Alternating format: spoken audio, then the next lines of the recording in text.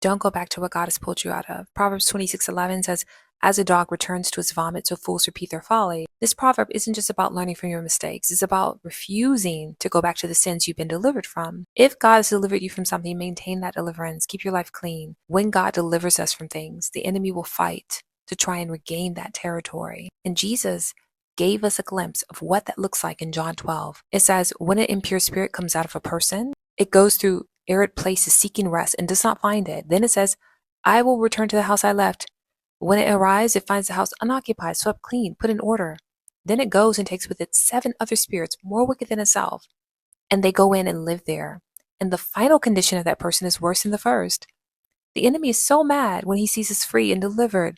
When he realizes that we got out of that mess, the old way of life, that old way of thinking, he will try and fight to trap you again. He sends multiple demons to try and jump you.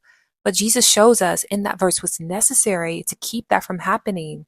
He says, when the demon it arrives, it finds the house unoccupied. And then it takes 7 other spirits, more wicked than itself. They go live there. The issue is that it's an empty house. And now you have evil spirits who take advantage of an empty house. I recently saw a news story on squatters, and basically what these people do is they find a home and it's empty, no one's there. And then they take over the house. And sometimes it's really challenging for the owner to get the home back because they have to go through lengthy legal processes to recover their place. And that is what it's like in the spirit realm.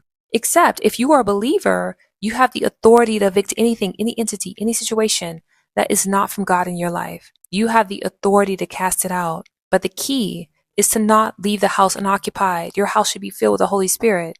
When you are filled with the Holy Spirit, there is no room for the enemy to occupy because the Lord fills the space. Please remember that when you become a believer, you are now God's property. You're no longer your own. So there's no room for squatters. They have no legal rights. Stay filled with the Spirit of God. Don't return to anything that God has delivered you from.